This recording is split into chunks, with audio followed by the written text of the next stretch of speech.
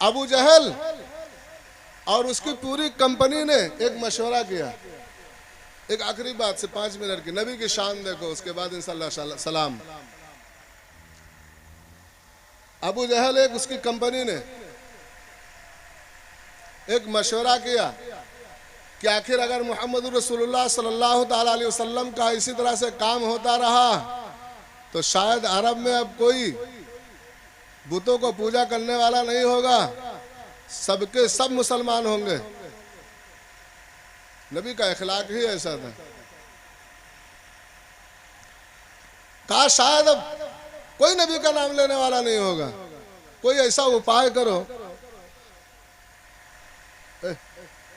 कोई ऐसा तरीका इख्तियार करो कि इनका ये मिशन रुक जाए। तो उन्होंने एक चतुर आदमी को बुलाया। किसको? एक चतुर आदमी को, होशियार आदमी को। कभी कभी आपने देखा होगा कि जब किसी आदमी से लोग आजिज हो जाते तो दूसरे गांव से कोई बड़ा आदमी निकालते जो वकील जैसा होता, बड़ी दिमाग रखता, उससे उसका मुकाबला कराते। किससे मुकाबला होगा? जब अगर हो सकता है ये कामयाब हो जाए। तो तमाम कुफारे मक्का ने मशवरा किया।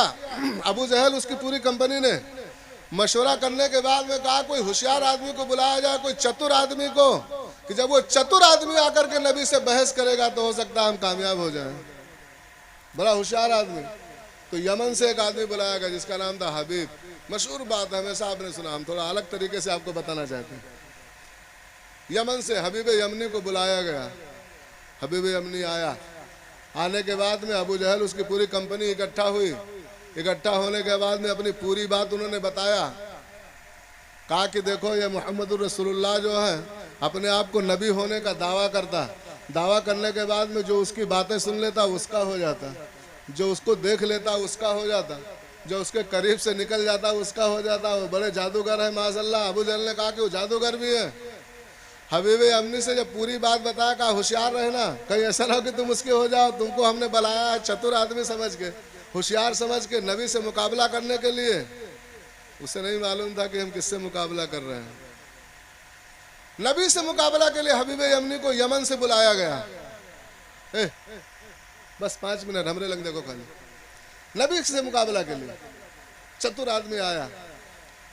उसने कहा कि अबू जहल से कहा कि ठीक है तुम्हारी हमने सुन लिया, अब मोहम्मद रसूलुल्लाह के सुनने दो। दोनों की बात जब सुनेंगे, मुद्दई और मुद्दा आलेगी, तब तो फैसला होगा।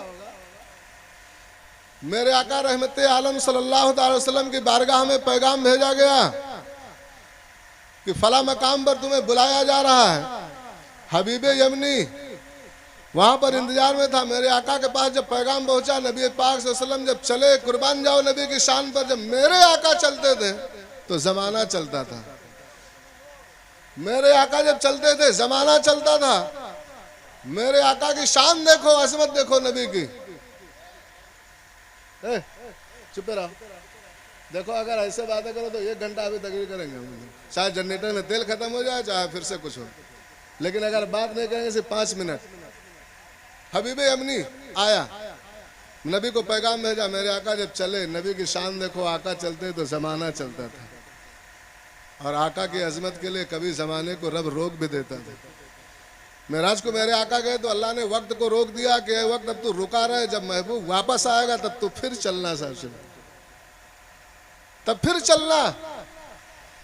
मेरे आका रहमते आलम सल्लल्लाहु ताला अलैहि वसल्लम जब हबीब यमनी के उसमें गए, तमाम कुफारे मक्का, अबू जहल और तमाम चंडाल चोपड़ी वहां मौजूद हैं। सबने पहले से प्लान बना के रखा था कि अगर मोहम्मद आएंगे सल्लल्लाहु अलैहि वसल्लम तो उनसे ये सवाल करेंगे, ये सवाल करेंगे, ये पूछेंगे, वो पूछेंगे।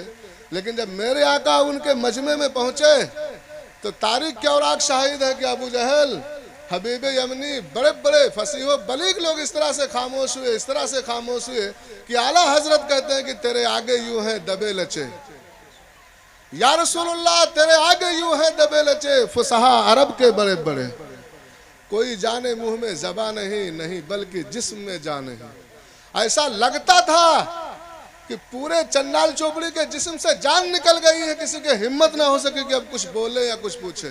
सब सन्नाटा एकदम। अब सब सन्नाटा, कोई पूछ नहीं रहा, सब हक्का बक्का। तो मेरे आका ने एक चुप्पी तोड़ी।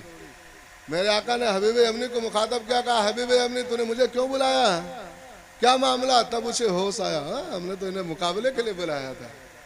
तो उसने कहा अच्छा, अबू जहल ने पहले बता दिया था कि वो जादूगर है। तो बड़ा होशियार आदमी था, बड़ा चतुर था, इसलिए उसे यमन से बुलाया गया था बहस करने के लिए। उसने कहा कि अय मोहम्मद, मैंने सुना है कि तुम नबूवत के मुद्दई हो, नबी होने का दावा करते हो। अगर तुम नबी हो तो बताओ तुम्हारा मोजिजा क्या है। नबी हो, अच्छा कुर्बान जाओ पहले के गैरों पर, पहले के यहूदियों पर, पहले के काफिरों पर, कि वो इस बात को जानते थे कि जो नबी होता है पावर वाला होता है, जो नबी होता है अजमत वाला होता है, जो नबी होता है इख्तियार वाला होता है। आज का मुसलमान टोपी पहनकर हमने देखा है मोबाइल में ऐसी ऐसी क्लिप डालता कि कभी वो मिलाद को हराम कहता, कभी जुलूस को हराम कहता, कभी कुछ को हराम कहता। उन्हें शर्म नहीं आती कि हम उंगली किस पर उठा रहे हैं। कल मैदान महशर में पता चलेगा कि कलीमो नजी मसीहो सफ़ी, सभी से कहीं कहीं ना बनी। अगर कल मैदान महशर में मेरे आका ने पहचानने से इनकार कर दिया कि तुम कौन हो, तुम तो मेरे मिलाद को हराम कहते थे, तो क्या तुम्हारे पास जवाब होगा। लेकिन उस वक्त के कुफार का अकीदा था कि जो नबी होता है अजमत वाला होता है। हबीब अमनी ने कहा कि अगर तुम नबी हो तो चांद के 2 टुकड़े करके बताओ। क्या कहा, बड़ा सवाल किया उसने। कहा चांद के 2 टुकड़े करो। तारीख बताती कि उस टाइम रात के, इंडिया के हिसाब से रात के 1 बज रहे थे, और अरब के दस्तूर के हिसाब से रात के 11 बज रहे थे। लगभग 11 बजे का टाइम था, चांद पूरे सवाब पर। ये हम नहीं कहते, तारीख हिंद पढ़ के देखो, हिंदुस्तान की तारीख, केरला का बादशाह इस बात की गवाही देता है कि उस तारीख, उस रात में मैंने देखा कि चांद का एक हिस्सा इधर चला गया था, एक हिस्सा इधर चला गया था। जब उसने वो 3 मिलाया और तारीख मिलाया तो अरब वालों ने बताया कि हाँ फला तारीख में हमारे नबी मुहम्मदुर रसूलुल्लाह ने हबीब अमनी के कहने पर चांद के 2 टुकड़े किए थे। हबीब अमनी ने कहा कि अगर तुम नबी हो चांद के 2 टुकड़े करके बताओ। कुर्बान जाओ नबी की असमत पर कि मेरे आका रहमत आलम सल्लल्लाहु ताला अलैहि वसल्लम ने कोई वजीफा नहीं पढ़ा, कोई दुआ नहीं पढ़ी, कोई बड़ी मेहनत नहीं किया, बल्कि आप मुस्कुराए, और जब नबी मुस्कुराए तो वहां पर एक रोशनी निकली, नूर निकलता था, कायनात रोशन होती थी। मेरे आका मुस्कुराए, मुस्कुराने के बाद में उंगली का इशारा किया, सिर्फ इशारा किया तो चांद के अंदर ये हिम्मत नहीं कि रुक जाए, फौरन 2 टुकड़े होकर आधा इधर चला जाता, आधा उधर चला जाता है। सिर्फ शक नहीं हुआ था, पूरे इधर उधर चला गया। अच्छा जब उसने देखा तो हबीब अमनी तो चालू आदमी था, ये चतुर था, बड़ा होशियार था। उसने कहा वाकई ये नबी है, क्योंकि जादू तो जमीन पे चलता, वहां कैसे चलेगा।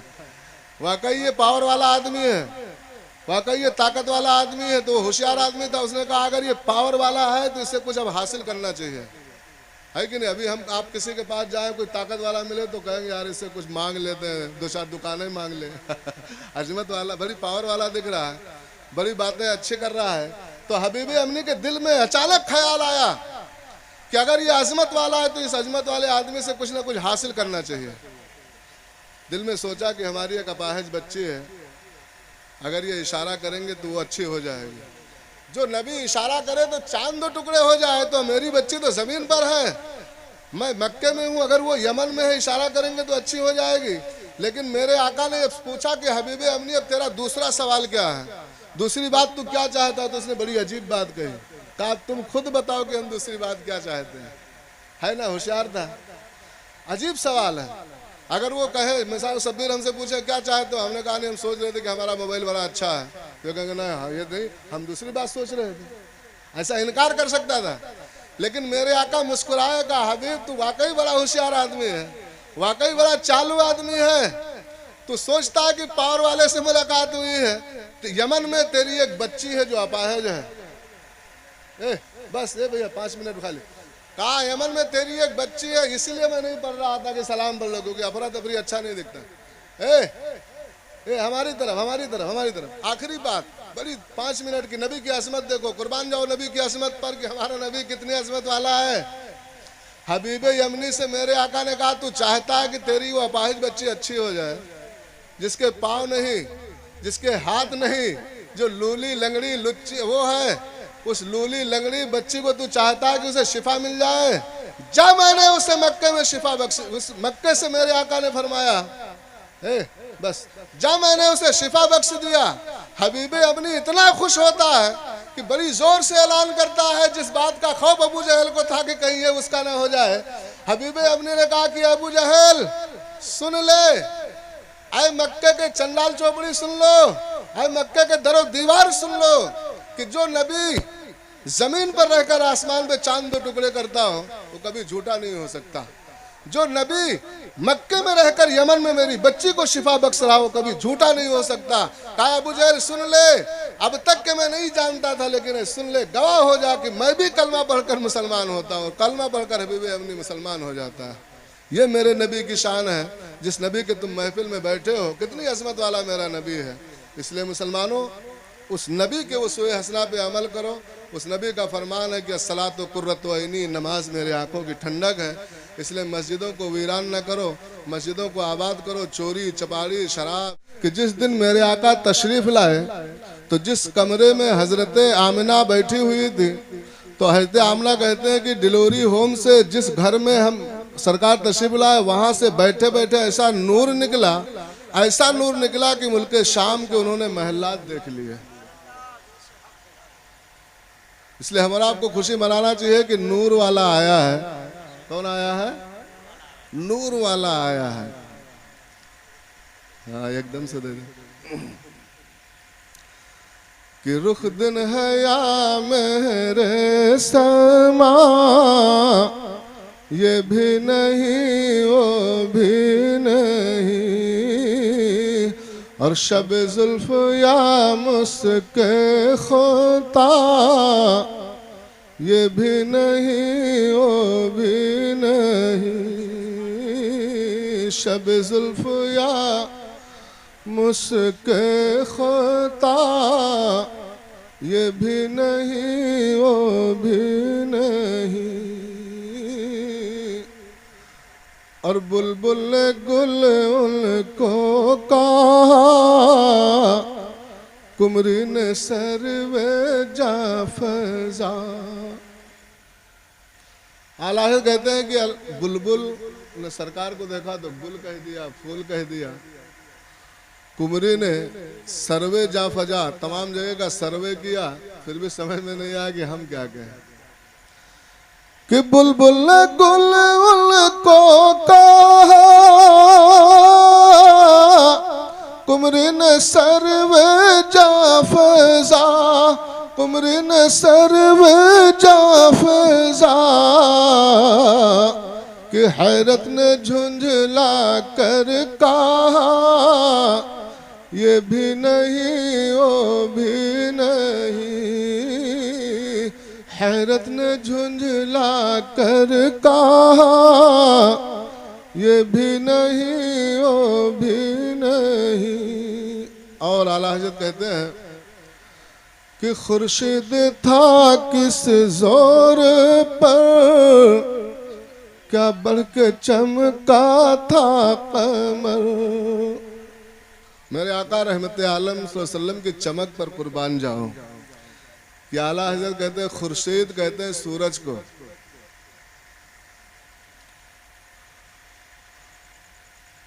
खुर्शीद था किस जोर पर,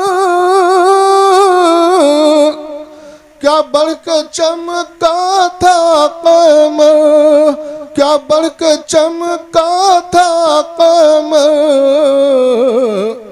और बेपर्दा जब वो रुख हुआ, ये भी नहीं वो भी नहीं। यानी जब सरकार का चेहरा सामने आया तो न इसने मुकाबला किया न उसने मुकाबला किया। जब बात समझ में आ रही तो सुभान अल्लाह कहो तो हम समझे कि आप सुनना चाहते हैं नहीं तो हम समझेंगे सलाम पढ़ लेने। सलाम हमारे साथ सलाम ही बेहतर था। तो जबरदस्ती मौलाना इश्तियाक साहब क्या बोलते गलनट्टी पे लात रखे हालांकि हमें शिकायत नहीं है, हम आपके हैं। बाहर से जो लोग आए उन्होंने पढ़ लिया, और अगर हम नहीं पढ़ पाए तो हम ऐसा नहीं कि हमको कोई शिकायत है या कोई तकलीफ है, ऐसा कुछ भी नहीं है। बेपर्दा जब वो रुख हुआ, ये भी नहीं वो भी नहीं, और मुसलमानों, नबी की आमद पर अपने किस्मत पर जितना नाज करो वो कम है। गौर करो, सोचो कि अल्लाह ने हमें कितना अजीम, कितना प्यारा नबी दिया है। जिस नबी की अजमत को अगर बताने पे आया जाए तो अभी मौलाना साहब ने कहा कि पूरे दुनिया के दरख्तों का कलम बना लो तब भी तारीफ नहीं लिख सकते। और सरकार सादी जैसे लोग जिन्होंने सरकार की तारीफ किया, बलगल उला बे कमाली ही कशफत दुजा बे जमाली ही हसनत जमी व खिसाली ही सल्लु अलैहि व आलिही। जब हजरत सैयदना शेख सादी सिराजी रदिल्लाहु ताला अन्हु जो एक पाए के वली हैं, जब उन्होंने सरकार की तारीफ में लिखना शुरू किया, लिखा बलगल उला बे कमाली ही, बलगल उला बे कमाली ही। लिखते लिखते 3 शेर लिखते हैं, आखिरी शेर भूल जाते हैं, अब क्या लिखे क्या लिखे, सो जाते हैं। हजरत सादी सो गए। सोने के बाद में रात में ख्वाब में आपने देखा कि सरकार तशरीफ लाया। कहा सादी जो तुमने मेरी तारीफ में जो नात लिखी उसे सुनाओ। तो हजरत शेख सादी फिर रात में पढ़ते हैं, बलगल उला बे कमाली ही कशफत दुजा बे जमाली ही या रसूलल्लाह हसनत जमीओ खिसाली ही। अब इतने पे जब रुक जाते हैं तो मेरे आका बताते हैं कि सादी लिखो सल्लु अलैहि व आलिही। वो शेख सादी रदिल्लाहु ताला अन्हु कहते हैं कि 1000 बार बसोइन दहन ज मुस्को गुलाब हुनूज नामे तु गुफ्तन कमाले बेअदबी। अर्ज करते हैं या रसूलुल्लाह अलैहिस्सलातु वस्सलाम, रब्बे कायनात ने तुम्हें इतनी अजमत वाला, इतनी पावर वाला बनाया है कि अगर अपने मुंह को मैं 1000 बार मुश्क से, गुलाब से धोऊं तब भी आपके नाम को लेने में मैं बेअदबी समझता हूँ। ये तो अल्लाह का एहसान है, अल्लाह का करम है कि हम नबी का नाम ले रहे हैं। ये तो हमारा नबी इतनी अजमत वाला, इतनी बरकत वाला है, हमसे ना पूछो, मूसा अलैहिस्सलाम से पूछो कि कितनी अजमत वाला नबी है, कितनी अजमत वाला। जब हजरत मूसा को रब्बे कायनात ने कोहे तूर पर नवाजा, क्या दिया? नबूवत दिया। क्या दिया? बोलो ना, क्या दिया? हाँ, जबरदस्ती चाहे बोलो, अगर नहीं बोलेंगे तो हम 2 घंटा तकरीर करेंगे, कम से कम कितने घंटा? अगर आप लोग बोलते रहेंगे तो 15 मिनट, नहीं तो 2 घंटा। अब समझो आपको इख्तियार करना है। हाँ, नहीं तो फजर में नमाज के बाद छुट्टी। अब देखो, हमने अपना मिजाज बदल लिया। लोग कहते जोर से सुभान अल्लाह को, हमने सोच लिया नहीं, अब धीरे से सुभान अल्लाह को। हमने सोच लिया कि जहाँ पर तकरीर के लिए जाओ, जहाँ के लोग बोले ना वहाँ कम से कम 5 घंटा तकरीर करो, जहाँ के लोग बोले वहाँ आधा घंटा, है कि नहीं? इसलिए आपको तय करना है। बहरहाल नबी की शान देखो कि अल्लाह ने कितनी अजमत वाला नबी हमें दिया। किससे पूछो? हजरत मूसा से। जब हजरत मूसा अलैहिस्सलातु तस्लीम को रब्बे कायनात ने कोहे तूर पर नबूवत से सरफराज फरमाया, हजरत मूसा नबी बने, तो मूसा अलैहिस्सलाम बहुत खुश हुए। अच्छा, खुश होना भी चाहिए। अगर अल्लाह ताला किसी को सरकारी चौकीदार बनाते तो बड़ा खुश होता है कि नहीं? अगर किसी को स्कूल में झाड़ू लगाने की नौकरी मिल जाए तो वो सोचता है, नसीबे पे नाज करता है कि हम परमानेंट हो गए, हमेशा के लिए हमारा हो गया, हम कामयाब हो गए, हम भी कामयाब हो गए, बच्चे भी हमारे कामयाब हो गए। मास्टर की तो बात ही अलग है। और जिसे अल्लाह नबूवत अता करे, सबसे आखिरी डिग्री, खुशी की बात है कि नहीं? तो मूसा अलैहिस्सलाम बहुत खुश हुए, खुशी में झूमने लगे। लेकिन रब अपने महबूब की अजमत को देखो, जिस महबूब के महफिल में तुम बैठे हो, कि उसकी तारीफ में रब ने क्या कहा। अंदाजा लगाओ कि जब मूसा अलैहिस्सलाम झूमने लगे, रब की बारगाह में अर्ज किया कि रब्बे कायनात, जो तूने मुझे मकाम दिया है, जो मर्तबा दिया है, शायद आज तक किसी को ना दिया हो। तो रब ने मूसा से क्या कहा? कुर्बान जाओ अपने नबी की शान पर।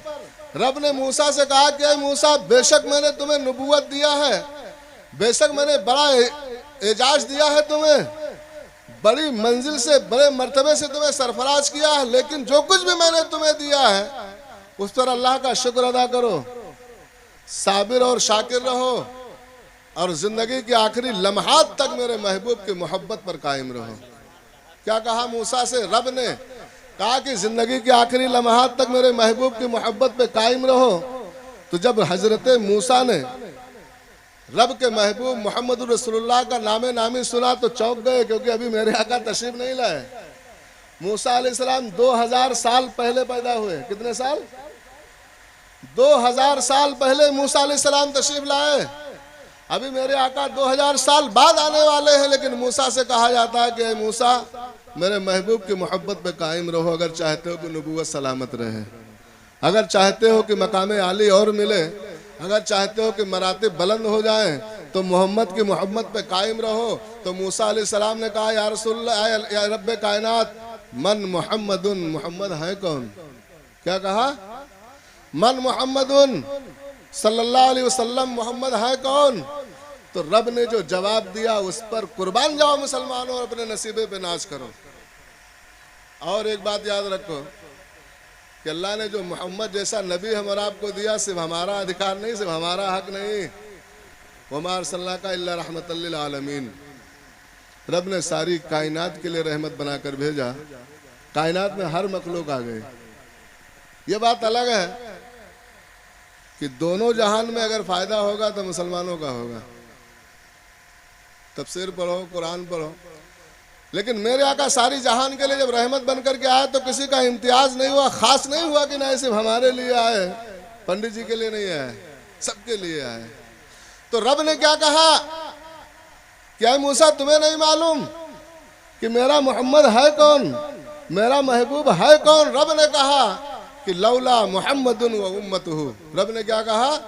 लौला मुहम्मदुन व उम्मतुहु लमा खलक़तुल जन्ना वलन नारा वल शमसा वलल कमरा वलल लैला वलन नहारा वला मलकम मुकर्रबा वला इयाका। रब ने कहा कि ऐ मूसा, अगर मोहम्मद और उसकी उम्मत ना होती तो मैं जमीन न बनाता। क्या कहा? मैं जमीन न बनाता, आसमान न बनाता, चांद न बनाता, सूरज न बनाता, फरिश्ते न बनाता, ऐ मूसा वला इयाका, और ऐ मूसा तुम्हें भी नहीं बनाता। पता है चला कि अगर मूसा को नबूवत मिली तो मेरे आका के सदके में मिली।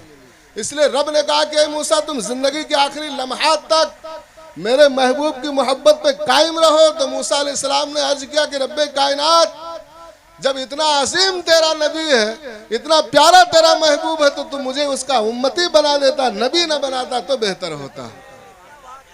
अच्छा, अब नसीबे पे नाज करने की बात है कि नहीं? मूसा अलैहिस्सलाम जैसे उलुल अज़्म पैगंबर, जिनको अल्लाह ने अपना कलीम बनाया, कोहे तूर पर जाते थे तो रब से बातें करते थे। जब रास्ते से निकलते थे तो लोग कहते थे कि मूसा तुम रब की बारगाह में जा रहे हो, रब के पास मेरा फला काम, इस तरह से फरियाद लोग कहते थे। मूसा अलैहिस्सलाम डायरेक्ट रब से कहते थे कि फला आदमी ने फला पैगाम भेजा है, फला आदमी ने फला बात कही है। वो मूसा अलैहिस्सलाम जिनकी बारगाह में मलकुल मौत आए तो उन्होंने थप्पड़ मार दिया जोर से, आंख का डीला बाहर आ गया।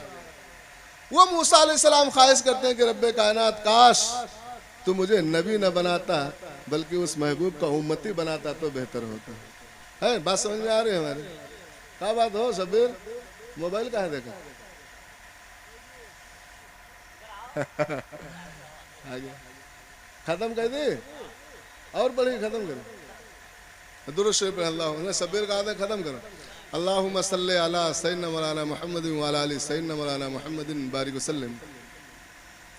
सलातुम व सलामन अलैका या रसूलुल्लाह। और डर था कि इसियां की सजा अब होगी या रोज़े जज़ा। अब अपने रब के महबूब के शान पे कुर्बान जाओ, इख्तियार पे कुर्बान जाओ मुसलमानों, नसीबे पे नाज करो।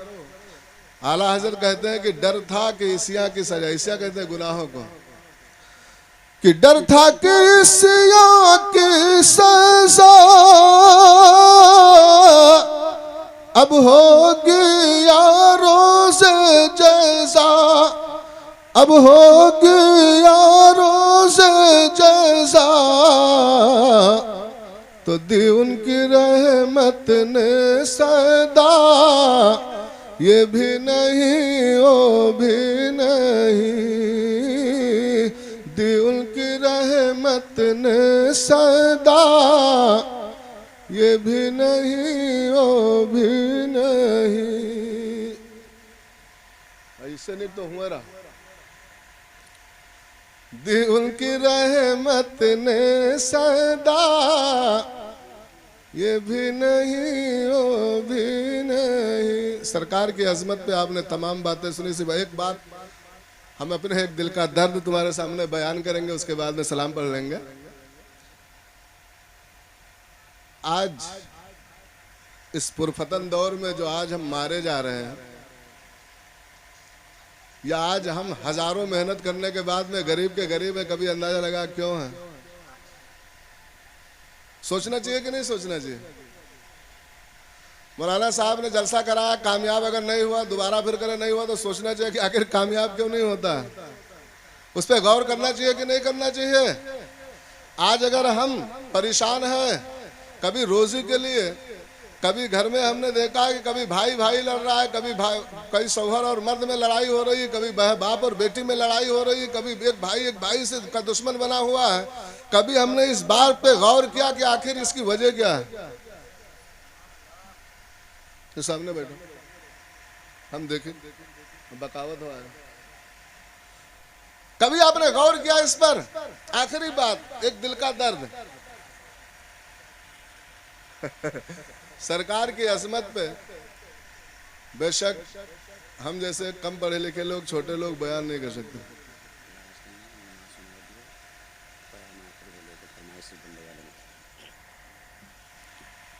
अच्छा, बहरहाल दिल का दर्द। आखिर ये बेराह रवि क्यों, अफरा तफरी क्यों, परेशानी क्यों? हम और आपको इस पे गौर करना चाहिए। रब फरमाता है कुरान में, हाफिजू अलस सलात, यानी नमाज की हिफाजत करो। क्या कहता है रब? नमाज की हिफाजत करो। और आज 90% मुसलमान बेनमाजी है कि नहीं? है कि नहीं? कभी कभी देखा जाता कि पूरा का पूरा खानदान बेनमाजी, कभी मस्जिद में आया ही नहीं। कभी कभी हमने देखा है कि धान लगाने का जब टाइम आता है तो पूरा दिन कीचड़ में, घुटनों भर कीचड़ में रहकर पूरा दिन धान लगाते हैं, लेकिन जब जुमा का दिन आता तो कहते हैं कमर में दर्द, कैसे झुकेंगे? ऐसे भी लोग पाए जाते हैं। शंकरपुर में भी ऐसे लोग हैं, है कि नहीं? नाम लेंगे तो बुराई हो जाएगी, क्योंकि लोग वैसे बुरा कहते हैं, नाम लेके मौलाना कह देते हैं। अच्छा, पूरा का खानदान बेनमाजी, पूरा का पूरा घर बेनमाजी। मस्जिद इतनी शानदार बना लिया कि तमाम जगह तारीफ होती कि शंकरपुर की मस्जिद बड़ी खूबसूरत है, बड़ी अच्छी है। और अच्छी बात है, बेशक अल्लाह ने आप लोगों को तौफीक दिया, आपने मेहनत किया और रब्बे कायनात ने बड़ी बेहतरीन मस्जिद बनाई आप लोगों ने मिल करके। लेकिन बेहतरीन मस्जिद बना लेने से कामयाबी मिलेगी क्या? ये कामयाबी की दलील है? मस्जिद में 1000 लाइट लगा दो, क्या कामयाबी की दलील है? मस्जिद में तमाम तरह से सजा दो इसे और दुल्हन की तरह, तो क्या दुल्हन की तरह बनाने से घरों में रोजी आएंगे? है कोई जो बता सकता है कि रोजी आएगी? मस्जिद को सजाना अलग। जिस तरह से लोग एक हवाला देते हैं कि अगर दाढ़ी रखेंगे जब उम्र आएगी तब रख लेंगे, अभी तो कभी झूठ बोल देते। झूठ बोलना तुम्हारा अलग बात है, दाढ़ी अलग मामला है। है कि नहीं? हमारे शरीफ खान साहब सोच रहे हैं अभी एक और शादी करना है कि नहीं? शायद जो है कुछ नियत गड़बड़ है इनके। हाँ, इसलिए ये भी नहीं, हाँ हर हफ्ते में हूँ। अगर वो साकुन नहीं मिलते तो अपने आप में ब्लेड लेके आ जाते, देख कर मार देते, ऐसा हमने देखा है। लेकिन वो अमल अलग है। इसी तरह से मस्जिद सजाएंगे तो अलग सवाब है, लेकिन कहो कि नहीं मस्जिद सजाने से रब राजी हो जाएगा, नमाज ना पढ़े, ये अलग बात है। एक दिल की दर्द। आज जो हमारे घरों में बेबरकती है, आज जो एक भाई का दुश्मन बना हुआ है, आज जो हमारी परेशानियां बढ़ती जा रही हैं कि पूरा दिन हम मेहनत करते, मजदूरी करते, पूरा घर मिलकर काम करते, सुबह को देखते फिर बरकत नहीं है। हद तो ये है कि मस्जिद में आजान होती, इमाम साहब अकेले आजान पढ़ते, कभी नमाज पढ़े तो पढ़े, नहीं वो भी नहीं पढ़े। अब अकेले कहाँ तक पढ़ेंगे? वो भी दाव मार जाते। कभी अजान पढ़कर निकल गए प्रोग्राम पे, क्या करेंगे? अब दूसरा तो कोई है ही नहीं, क्या करेंगे? बाद में आके पढ़ लेंगे। अच्छा, गांव के लोग कहते हैं हमने 100 रुपया दे दिया, जिम्मेदारी खत्म, अब यही ठेका करें, अजान यही, नमाज यही, चटाई यही बिछाए, झाड़ू भी यही लगाए, सफाई भी यही करे, और अगर जरसों गड़बड़ हुआ 100 रुपया हमने दिया था कि नहीं दिया था? क्यों नहीं किया? ये कामयाबी की दलील नहीं मुसलमानों, एक दिल का दर्द। आज अगर चाहते हो कि हमारी रोजी में बरकत हो, अगर चाहते हो कि हमारे घरों में नूर हो, अगर चाहते हो कि हमारे बच्चे हमारा कहा माने, अगर चाहते हो कि हमारी बच्चियां राह रास्त पर चले, तो याद रखो सिर्फ नमाज के पाबंद हो जाओ, रब की बारगाह में अपने सर को झुका दो, रब्बे कायनात तुम्हारे दिलों को ऐसा बना देगा कि दुनिया तुम्हारे कदमों पे झुकेगी। ये मैं नहीं कहता। आओ सरकारे सैयदना बड़े पीर रज़ियल्लाहु ताला अन्हु से पूछो। बड़े पीर को तो हम जानते हैं कि हर 11 को फातिहा कराते। अच्छा, फातिहा कराते कराते हम बुढ़े हो गए, बाप दादा ने किया, हम भी करते करते 40 साल की उम्र हो गई, आज तक कोई फायदा नहीं दिख रहा। अच्छा, दिखा कुछ फायदा जाहिरी तौर पर?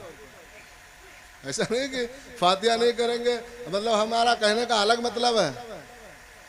गौसे आजम राजी ही नहीं तुमसे,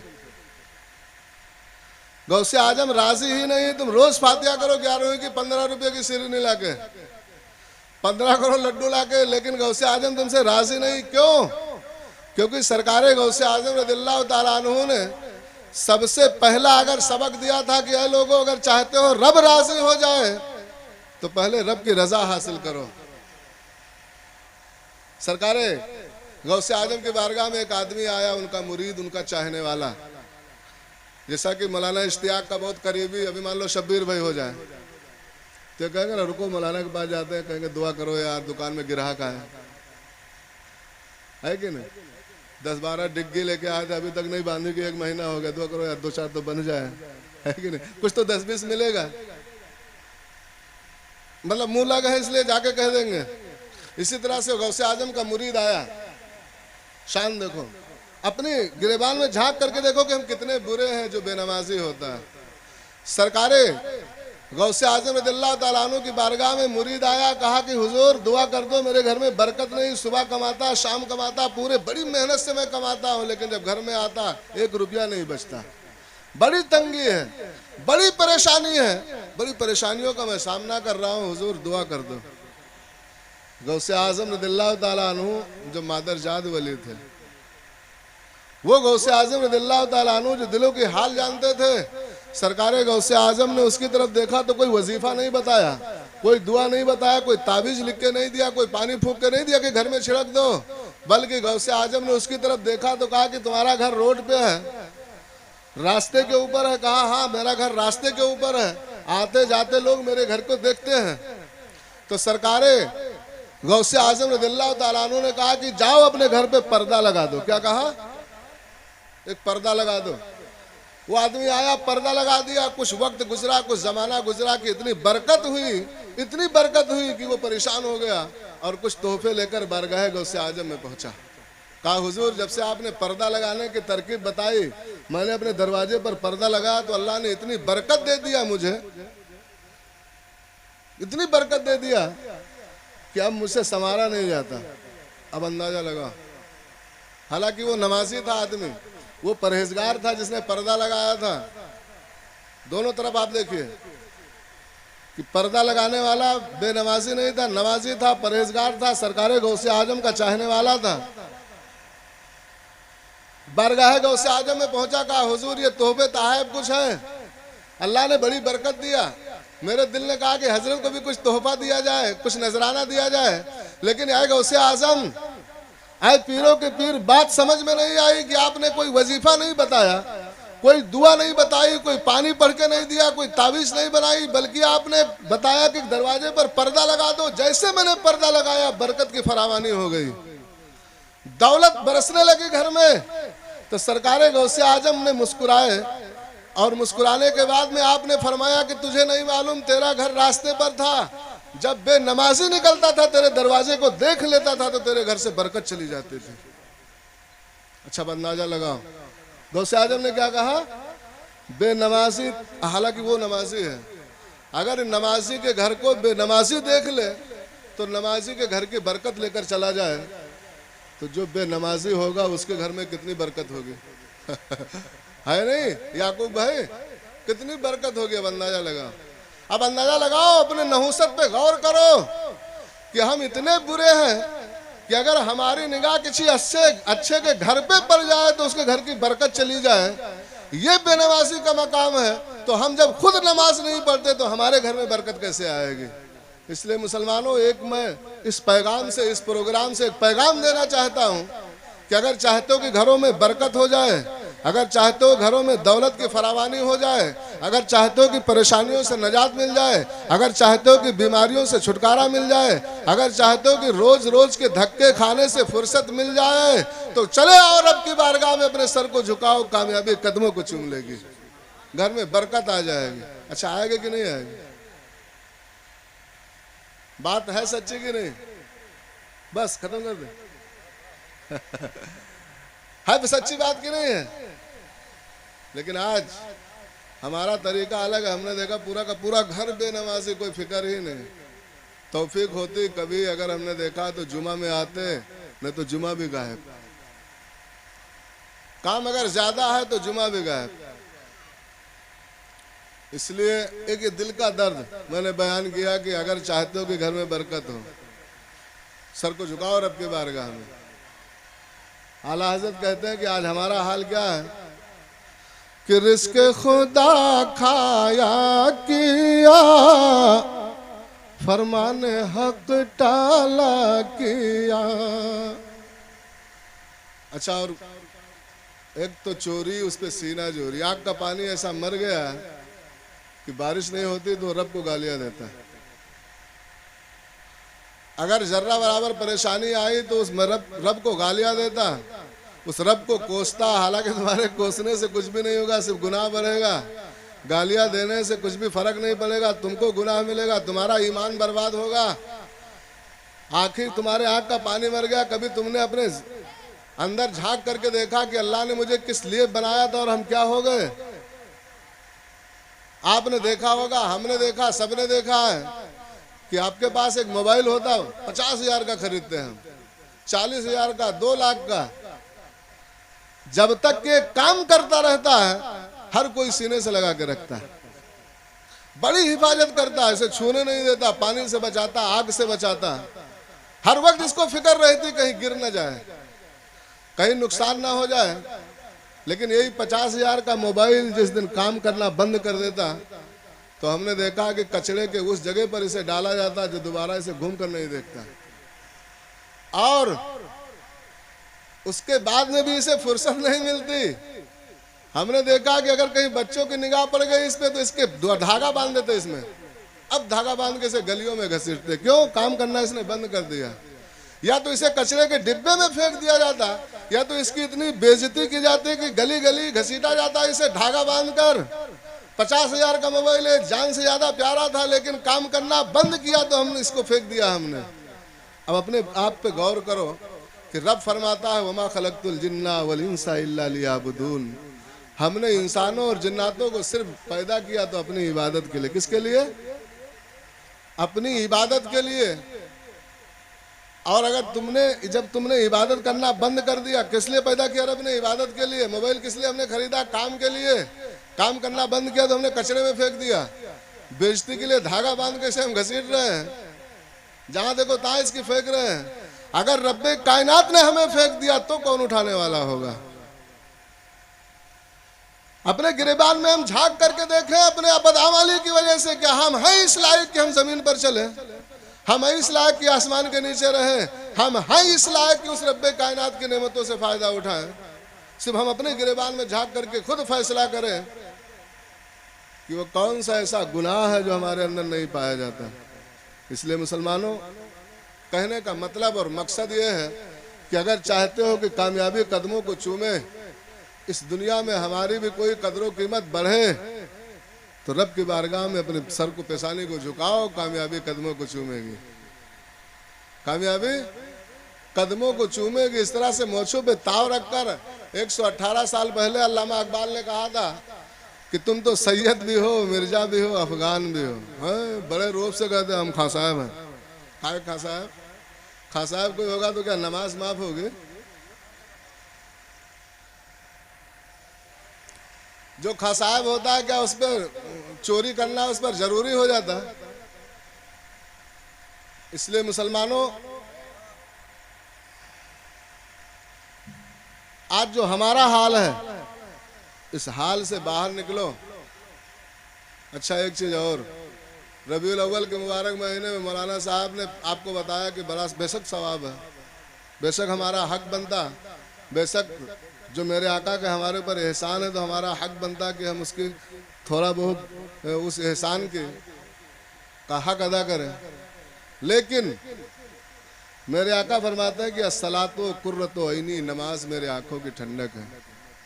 खटाखट आप नमाज छोड़ेंगे तो क्या ठंडक पहुंचेगी कि तकलीफ पहुंचेगी?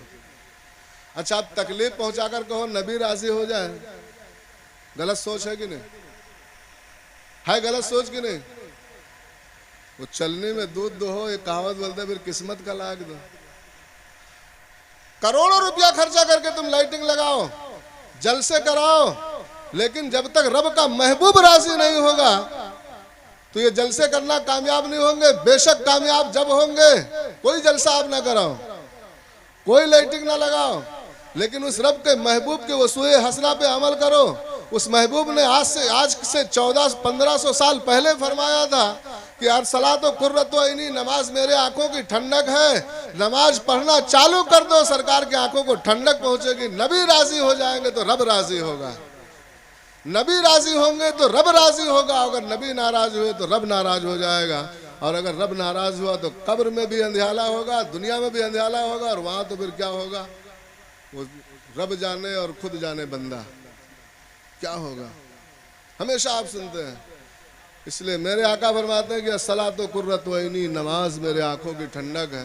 अगर चाहते हो कि रब का महबूब राजी हो जाए तो सिर्फ नमाज की पाबंदी करो। बेशक इतनी शानदार मस्जिद, बड़ी बेहतरीन मस्जिद तुमने बनाई, तारीफ के लायक, अल्लाह तबारक व तआला और तौफीक दे, उसे और सजाने की कोशिश करें, मतलब अल्लाह तबारक व तआला तुम्हें तौफीक दे। लेकिन खूबसूरती जब उसमें आएगी जब तुम सब के सब नमाजी बनोगे। और अभी इलेक्शन का टाइम आएगा, चारों तरफ से एक ऐलान होता है, हमने देखा, आओ हमारे झंडे की तरफ, समाजवादी वाले आएंगे हमारे साथ, आओ कामयाबी हो जाओगे। भाजपा वाले आएंगे हमारे झंडे के तले आ जाओ, हमारे शामियाने में कामयाबी कदमों को चूमेगी। कांग्रेस वाले आएंगे, कहेंगे हम कर्जा माफ कर देंगे, कॉलोनी दे देंगे, तमाम लालच देंगे, आओ हमारे पास, दुनिया की कोई ताकत तुम्हारा बाल बाका नहीं कर सकती। इस तरह से तमाम पार्टियां कहती हैं। लेकिन अपने गिरेबान में झांक करके देखो कि कामयाबी क्या तुम्हें उस झंडे में मिलेगी, कामयाबी का तुम्हें उस शामियाने में मिलेगी। कामयाबी तुम्हें वहां नहीं मिल सकती, क्योंकि अगर चाहते हो कि मुझे कामयाबी मिल जाए तो जिस तरह से जुमा में मस्जिद को आबाद करते हो, फजर में करने लगो, कामयाबी कदमों को चूम लोगी। जिस तरह से जुमा में मस्जिद को आबाद करते हो, जुहर और असर में करने लगो, कामयाबी कदमों को चूम लेगी। नहीं तो ना कामयाबी तुम्हारे कदमों को चूमेगी, सिर्फ झूठ बोलना आएगा। वहां जाएंगे नेता बन जाएंगे। अब तो और अलग बात, नेतागिरी आई तब तो तमाम परेशानियां, तमाम मुसीबतें घेर लेंगी। इसलिए कामयाबी कदमों को, अगर चाहते हो कामयाबी कदमों को चूमे तो रब के महबूब की रजा पे राजी रहो, रब की बारगाह में अपने सर को झुकाओ। हाँ, अरे यहाँ शंकरपुर में हो रहा है।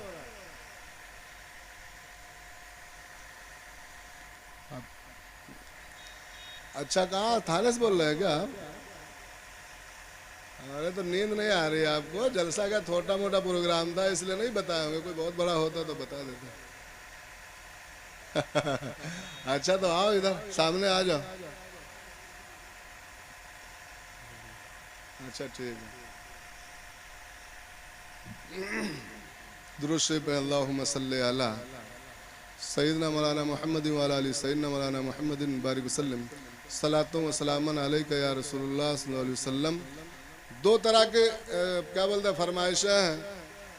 बम्बई वालों का कहना यह है कि एक नात पढ़ दो, हालांकि, और यहाँ के लोगों ने कहा कि नात पढ़ दो, दोनों में के दो दो शेर, उसके बाद इंशाअल्लाह सलाम पढ़ लेंगे। मेरे मुस्तफ़ा जो लाए वो पयाम आखिरी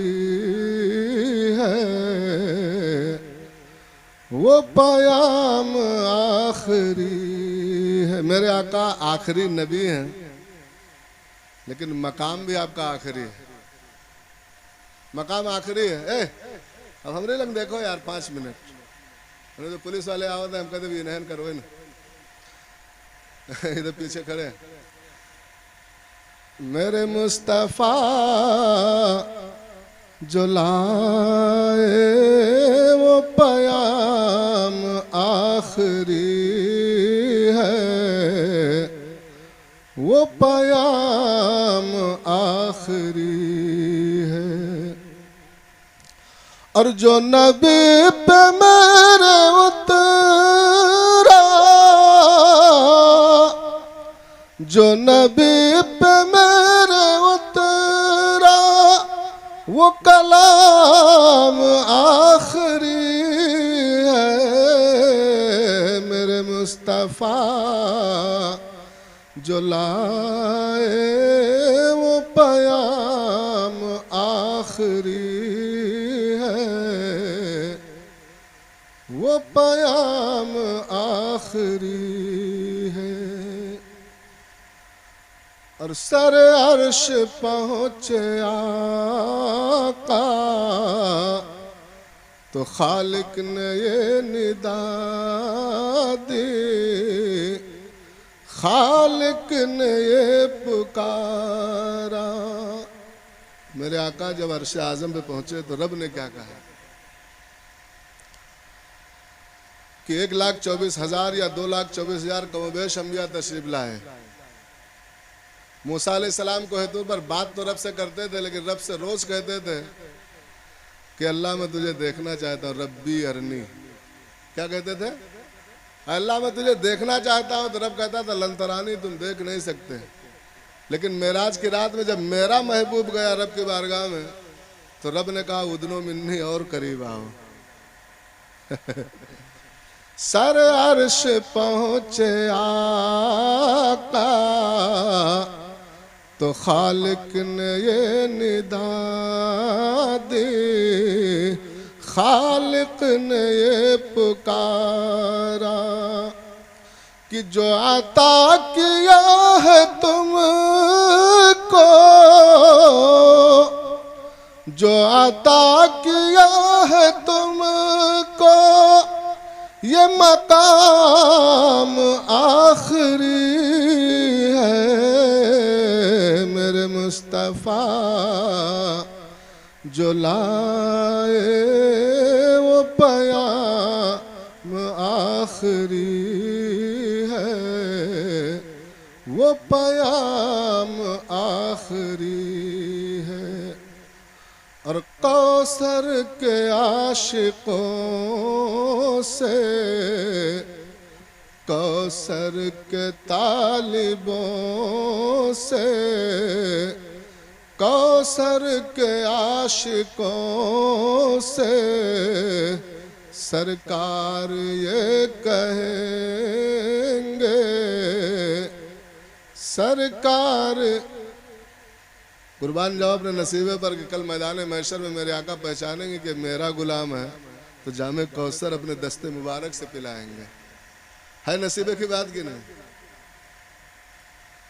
कि मेरे जान सारो पी लो, मेरे जान सारो पी लो, यह जाम आखिरी है। मेरे मुस्तफा जो लाए वो पयाम आखिरी है, वो पयाम आखिरी है। और आखिरी शेर कि जब मेरे आका इमाम हुसैन रज़ियल्लाहु ताला अन्हु मैदान करबला में सर पे अमामा बांधे हजरत अली के जुल्फ़िकार हैदरी आपने जब लिया, घोड़े पे सवार हुए, तो अपनी बहन ज़ैनब को बुलाया। किसको बुलाया? हजरत ज़ैनब रज़ियल्लाहु ताला अन्हा को बुलाया। कहा बहन मैं मैदान कारज़ान में जा रहा हूँ। पहली बात तो ये है कि दुश्मनों को सिर्फ मुझसे मतलब है, मेरी शहादत के बाद में अगर ये किसी का को शहीद नहीं करेंगे, लेकिन अगर मैं शहीद हो गया तो मेरे शहादत के बाद में और औरतों की तरह तुम अपने गालों पे तमाचे नहीं लगाना, बाल नहीं नोचना, नोहा ना पढ़ना, क्योंकि नोहा पढ़ने वालों को अल्लाह कबूल नहीं करता। कहा कि नोहा नहीं पढ़ना, बल्कि रब की रजा पे राजी रहना है। रब की रजा है, रब की मर्जी है कि इमाम हुसैन करबला के मैदान में शहीद हो रहा है। रब की रजा पे साबिर और शाकिर रहना। शायर देखो अपने अंदाज में कहता, बड़ी दर्द में कहता है कि चले जब हुसैन रंग को तो खीमे में जाके बोले, खीमे में जाके बोले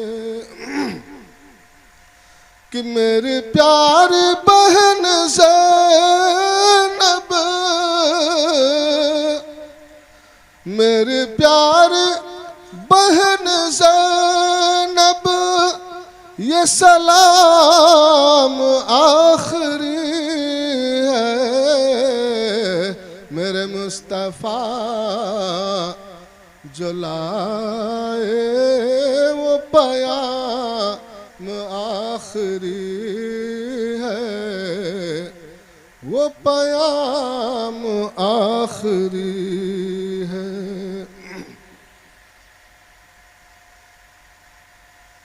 सुबह तैबा में हुई बटता है बाड़ा नूर का। सबकी सुनना जबरदस्ती हो, क्या मतलब नट्टी पे लात धरा ये पढ़ना वो पढ़ना। टाइम मिलेगा 1 बजे के बाद।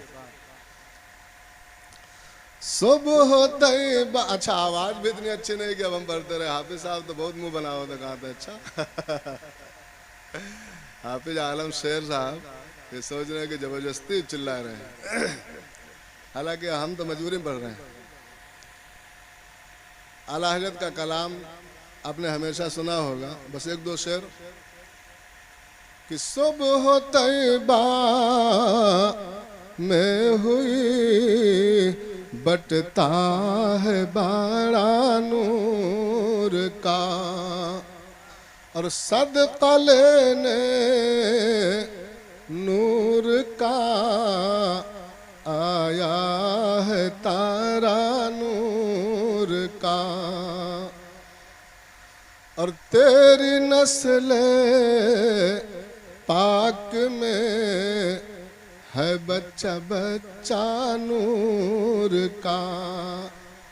कितनी बड़ी शेर आला हज़रत ने कहा, एक एक शेर में कई कई हदीसों का मजमुआ कि तेरी नस्ल पाक में है बच्चा बच्चा नूर का, और तू है नूर तेरा सब घराना नूर का, तू है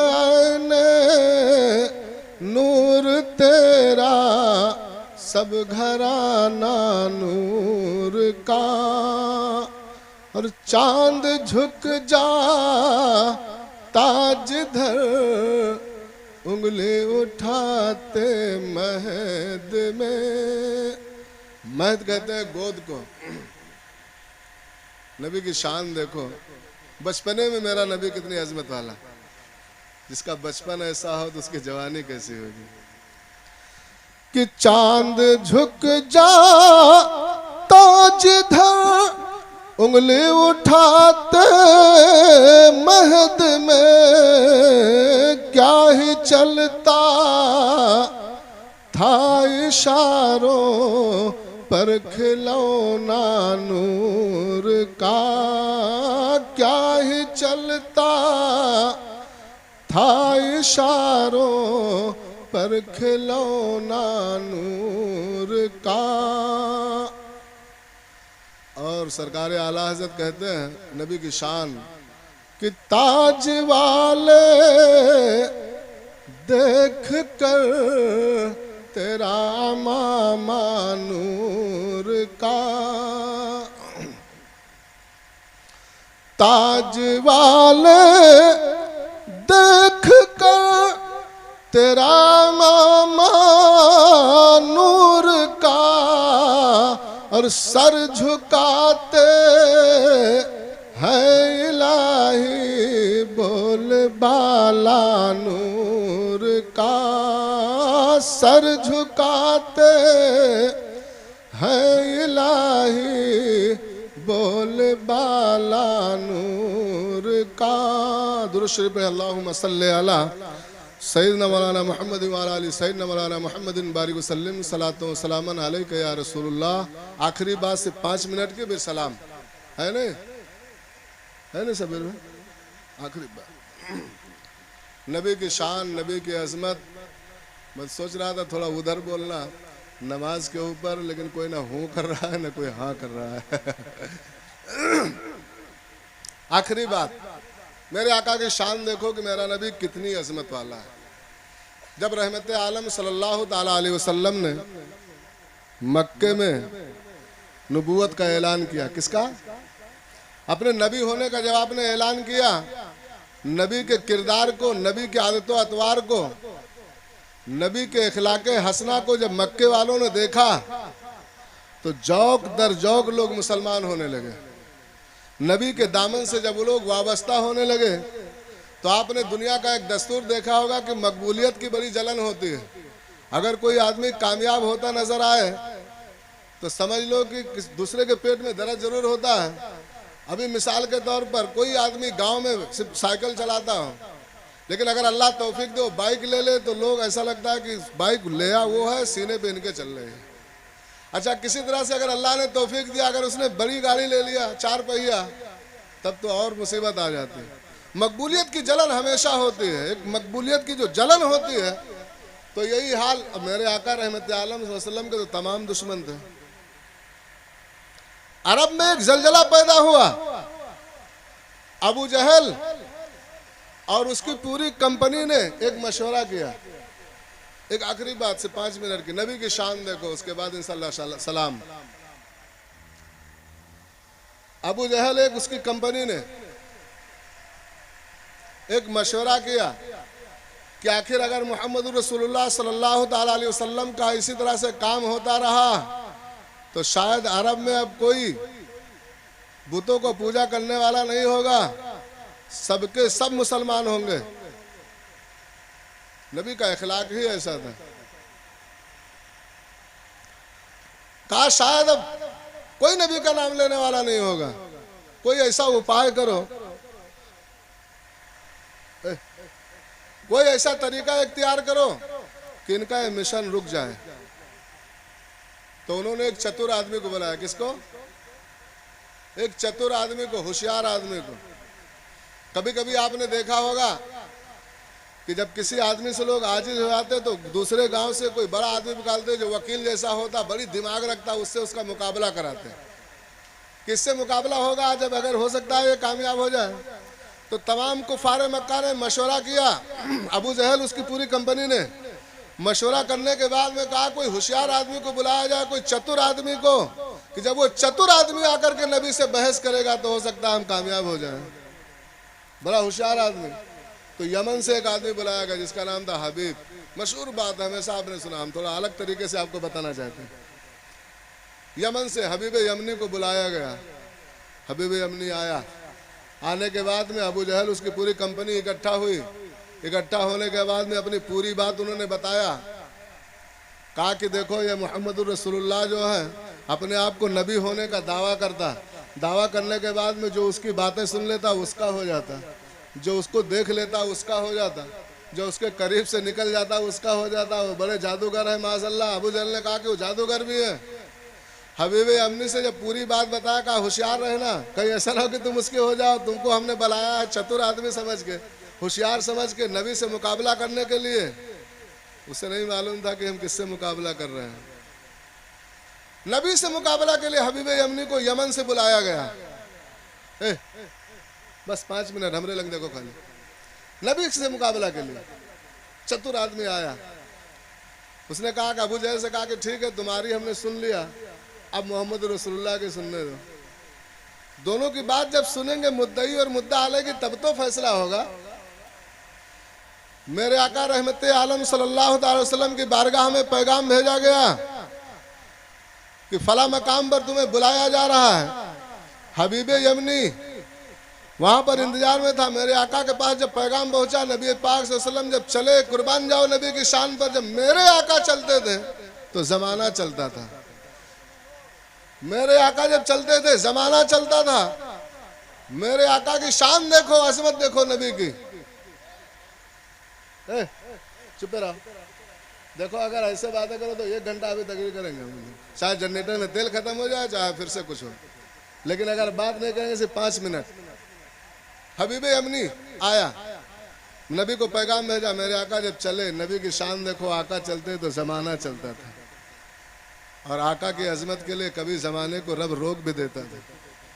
मेराज को मेरे आका गए तो अल्लाह ने वक्त को रोक दिया कि वक्त अब तू रुका रहे, जब महबूब वापस आएगा तब तू फिर चलना साहब, तब फिर चलना। मेरे आका रहमत आलम सल्लल्लाहु ताला अलैहि वसल्लम जब हबीब यमनी के उसमें गए, तमाम कुफारे मक्का, अबू जहल और तमाम चंडाल चोपड़ी वहां मौजूद हैं। सबने पहले से प्लान बना के रखा था कि अगर मोहम्मद आएंगे सल्लल्लाहु अलैहि वसल्लम तो उनसे ये सवाल करेंगे, ये सवाल करेंगे, ये पूछेंगे, वो पूछेंगे।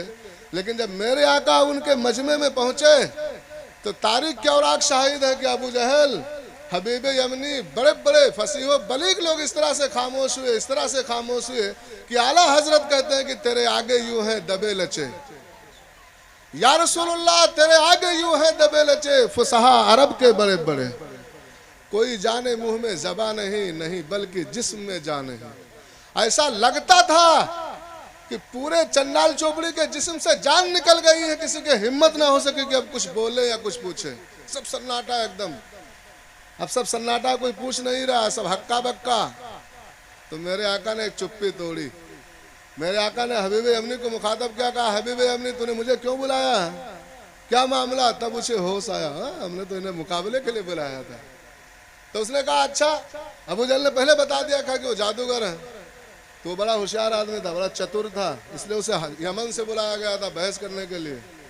उसने कहा कि ऐ मोहम्मद, मैंने सुना है कि तुम नबूवत के मुद्दई हो, नबी होने का दावा करते हो। अगर तुम नबी हो तो बताओ तुम्हारा मोजिजा क्या है। नबी हो, अच्छा कुर्बान जाओ पहले के गैरों पर, पहले के यहूदियों पर, पहले के काफिरों पर, कि वो इस बात को जानते थे कि जो नबी होता है पावर वाला होता है, जो नबी होता है अजमत वाला होता है, जो नबी होता है इख्तियार वाला होता है। आज का मुसलमान टोपी पहनकर, हमने देखा है मोबाइल में ऐसी ऐसी क्लिप डालता कि कभी वो मिलाद को हराम कहता है, कभी जुलूस को हराम कहता है, कभी कुछ को हराम कहता है। उन्हें शर्म नहीं आती कि हम उंगली किस पर उठा रहे हैं। कल मैदान महशर में पता चलेगा कि कलीमो नजी मसीहो सफ़ी, सभी से कहीं कहीं ना बनी। अगर कल मैदान महशर में मेरे आका ने पहचानने से इनकार कर दिया कि तुम कौन हो, तुम तो मेरे मिलाद को हराम कहते थे, तो क्या तुम्हारे पास जवाब होगा? लेकिन उस वक्त के कुफार का अकीदा था कि जो नबी होता है अजमत वाला होता है। हबीब यमनी ने कहा कि अगर तुम नबी हो तो चांद के 2 टुकड़े करके बताओ। क्या कहा? बड़ा सवाल किया उसने। कहा चांद के 2 टुकड़े करो। तारीख बताती कि उस टाइम रात के, इंडिया के हिसाब से रात के 1 बज रहे थे, और अरब के दस्तूर के हिसाब से रात के 11 बज रहे थे। लगभग 11 बजे का टाइम था, चांद पूरे सवाब पर। ये हम नहीं कहते, तारीख हिंद पढ़ के देखो, हिंदुस्तान की तारीख, केरला का बादशाह इस बात की गवाही देता है कि उस तारीख, उस रात में मैंने देखा कि चांद का एक हिस्सा इधर चला गया था, एक हिस्सा इधर चला गया था। जब उसने वो 3 मिलाया और तारीख मिलाया तो अरब वालों ने बताया कि हाँ फला तारीख में हमारे नबी मुहम्मदुर रसूलुल्लाह ने हबीब यमनी के कहने पर चांद के 2 टुकड़े किए थे। हबीब यमनी ने कहा कि अगर तुम नबी हो, चांद के 2 टुकड़े करके बताओ। कुर्बान जाओ नबी की असमत पर कि मेरे आका रहमत आलम सल्लल्लाहु ताला अलैहि वसल्लम ने कोई वजीफा नहीं पढ़ा, कोई दुआ नहीं पढ़ी, कोई बड़ी मेहनत नहीं किया, बल्कि आप मुस्कुराए। और जब नबी मुस्कुराए तो वहां पर एक रोशनी निकली, नूर निकलता था, कायनात रोशन होती थी। मेरे आका मुस्कुराए, मुस्कुराने के बाद में उंगली का इशारा किया, सिर्फ इशारा किया तो चांद के अंदर ये हिम्मत नहीं कि रुक जाए, फौरन 2 टुकड़े होकर आधा इधर चला जाता, आधा उधर चला जाता है। सिर्फ शक नहीं हुआ था, पूरे इधर उधर चला गया। अच्छा, जब उसने देखा तो हबीब अमनी तो चालू आदमी था, ये चतुर था, बड़ा होशियार था। उसने कहा वाकई ये नबी है, क्योंकि जादू तो जमीन पे चलता, वहां कैसे चलेगा। वाकई ये पावर वाला आदमी है, वाकई ये ताकत वाला आदमी है। तो होशियार आदमी था, उसने कहा अगर ये पावर वाला है तो इससे कुछ अब हासिल करना चाहिए, है कि नहीं। अभी हम आप किसी के पास जाए, कोई ताकत वाला मिले तो कहेंगे यार इससे कुछ मांग लेते हैं, 2-4 दुकानें मांग ले। अजमत वाला, बड़ी पावर वाला दिख रहा है, बड़ी बातें अच्छी कर रहा है। तो हबीब अमनी के दिल में अचानक ख्याल आया कि अगर ये अजमत वाला है तो इस अजमत वाले आदमी से कुछ ना कुछ हासिल करना चाहिए। दिल में सोचा कि हमारी एक अपाहिज बच्ची है, अगर ये इशारा करेंगे तो वो अच्छी हो जाएगी। जो नबी इशारा करे तो चांद 2 टुकड़े हो जाए, तो मेरी बच्ची तो जमीन पर है, मैं मक्के में हूँ, अगर वो यमन में है इशारा करेंगे तो अच्छी हो जाएगी। लेकिन मेरे आका ने पूछा कि हबीब अमनी अब तेरा दूसरा सवाल क्या है, दूसरी बात तू क्या चाहता है। तो उसने बड़ी अजीब बात कही, कहा तुम खुद बताओ कि हम दूसरी बात क्या चाहते हैं। है ना, होशियार था। अजीब सवाल है। अगर वो कहे, मिसाल शब्बीर हमसे पूछे क्या चाहते हो, हमने कहा नहीं हम सोच रहे थे कि हमारा मोबाइल बड़ा अच्छा है, तो कहेंगे ना ये नहीं, हम दूसरी बात सोच रहे थे। ऐसा इनकार कर सकता था। लेकिन मेरे आका मुस्कुराए, कहा हबीब तू वाकई बड़ा होशियार आदमी है, वाकई बड़ा चालू आदमी है। तू सोचता है कि पावर वाले से मुलाकात हुई है, तो यमन में तेरी एक बच्ची है जो अपाहिज है। बस भैया 5 मिनट खाली। कहा यमन में तेरी एक बच्ची है, इसीलिए मैं नहीं पढ़ रहा था कि सलाम पढ़ लो, क्योंकि अफरा तफरी अच्छा नहीं दिखता। हमारी तरफ। आखिरी बात, बड़ी 5 मिनट की, नबी की असमत देखो, कुर्बान जाओ नबी की असमत पर कि हमारा नबी कितनी असमत वाला है।